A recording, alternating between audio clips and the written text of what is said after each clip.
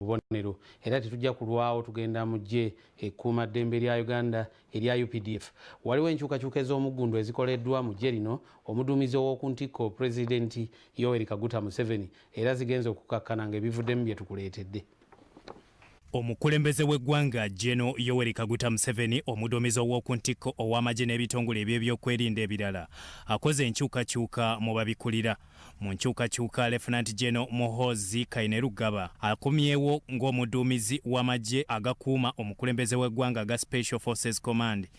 Abaddeko Major Gen James Birungi asindikiddwa mu ggwanga lya South Sudan okudda mu kifo kya Major Gen Paul Lokech. Kati Major Gen Paul Lokech yamyuka omuduumizi wa poliisi mu ggwanga IGP Martin Okoth-Ochola ngazze mu kifo kya Major Gen Sabit Muzeeyi. Omukulembeze w'eggwanga era ye muduumizi w'oku ntikko wa UPDF yakoze enkyukakyuka omu magye ne mu poliisi omutuntu lya leero era n'alonda abadde aduumira poliisi Martin Okoth-Ochola okusigala yaduumira poliisi. N'akyusaamu mpozi abadde amumyuka Major General Sabit Muzeeyi n'amuzza wano ku kitebe kyaffe eky'amagye okuweebwa emirimu emirala. Nga kati ali deputy we oba mumyuka we ye Major General Paul Lokech, ono abadde ali ku special assignment oba ku mirimu egy'enjawulo mu South Sudan.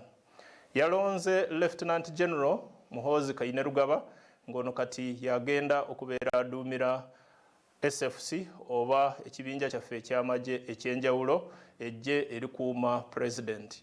Omwogezi wa SFC Major Jimmy Omara asinzidde Fort Portal mu bugwanjuba bw'eggwanga gye bakuuma omukulembeze w'eggwanga n'akakasa bino. Lieutenant Gen Muhoozi okulondebwa kwe era kukakasiddwa omwogezi w'amagye ga UPDF Brigadier Flavia Byekwaso.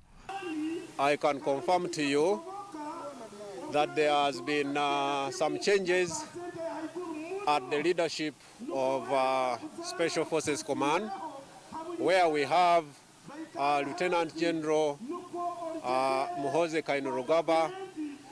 bouncing back as the commander of Special Forces Command. He will also retain his appointment as the senior advisor on special operations, while General Birungi is heading to South Sudan to continue with the roles of General Lokech, who has been championing to see that the peace initiative in South Sudan is maintained and sustained. So the changes are true, and as the Special Forces Command, we welcome these changes. Major Gen Sabit Muzeeyi azeeyo ku mirimu gy'amagye ga UPDF okusinziira ku bifulumiziddwa omwogezi w'amagye Brigadier Flavia Byekwaso.